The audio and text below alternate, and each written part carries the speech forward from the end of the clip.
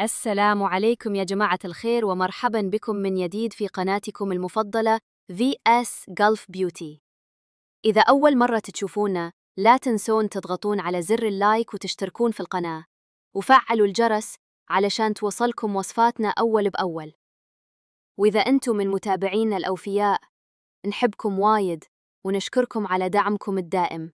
أتمنى تكونون كلكم بخير وبصحة، وراجعين لكم اليوم بوصفة رهيبة بتغير بشرتكم للأفضل، لأن كل وحدة فينا تحلم ببشرة ناعمة صافية ومشرقة من دون تصبغات أو بهتان. لكن نعرف بعد أن تحقيق هالشي بشكل طبيعي مش دايم سهل، خصوصاً في الشتاء يوم البشرة تصير جافة باهتة ومليانة بقع.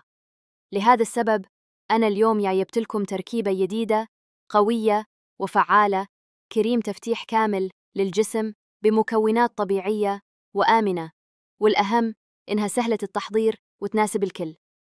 قبل لا ندخل بالخلطة خلونا نتكلم عن العنصر السحري فيها، كبسولات التفتيح.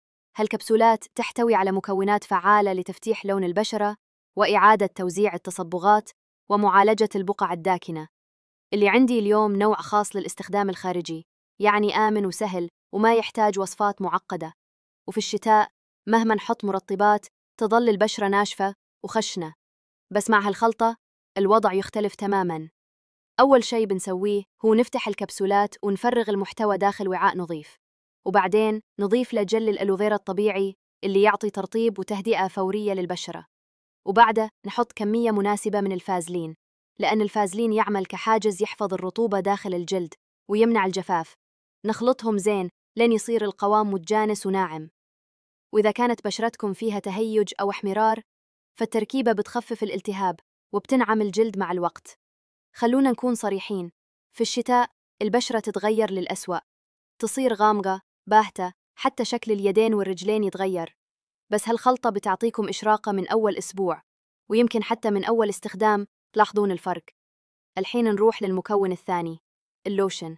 أي لوشن ترتاحون له وتحبون ريحته ضيفوه على الخلطة بكميات تناسب قوامكم المفضل. اللوشن بيعطي سلاسة في الفرد وبيعزز فعالية الكريم. لا تنسون، إذا كانت نيتكم طيبة وثقتكم بنفسكم عالية كل شيء بيصير أحلى، حتى بشرتكم. كلنا نستاهل نعتني في نفسنا حتى لو كنا مشغولين.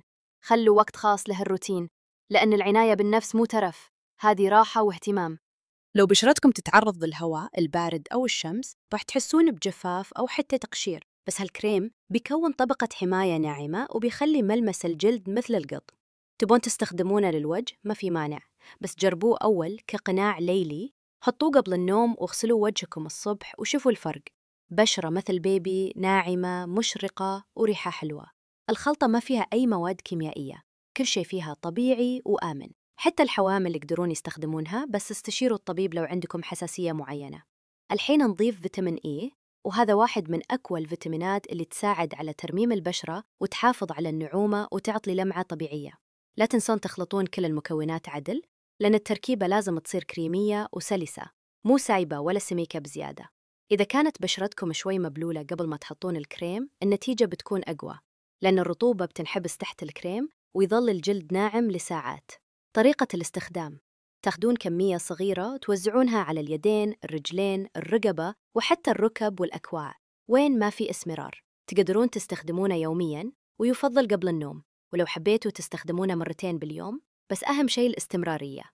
نخزن الخلطة في علبة نظيفة بغطاء محكم، ما يحتاج تبريد إلا إذا كان الجو حار وايد، يعني تقدرون تحتفظون فيها في أي درج أو مكان بارد نسبياً. هالخلطة بتعطيكم ترطيب، تفتيح، نعومة، وكل هذا من دون تكلفة عالية ومن مكونات موجودة في كل بيت. ليش نروح نشتري منتجات غالية وإحنا نقدر نخلط شيء أقوى وأضمن بإيدنا؟ وجربوها وبتلاحظون النتيجة من ثاني أو ثالث يوم، بس بعد أسبوع بشرتكم بتكون أنعم وأفتح وبشكل طبيعي، خالي من أي كيماويات ضارة. والأجمل إنها مناسبة لكل أنواع البشرة، الدهنية، الجافة، الحساسة وحتى العادية. وفي الختام، إذا عجبكم الفيديو لا تبخلون علينا بلايك وسبسكرايب، واكتبوا لنا تجاربكم أو استفساراتكم في الكومنتات، واشتركوا في قناتكم VS Gulf Beauty وفعلوا زر الجرس علشان توصلكم وصفاتنا أول بأول. نشوفكم على خير في فيديو جديد، وحافظوا على جمالكم الطبيعي.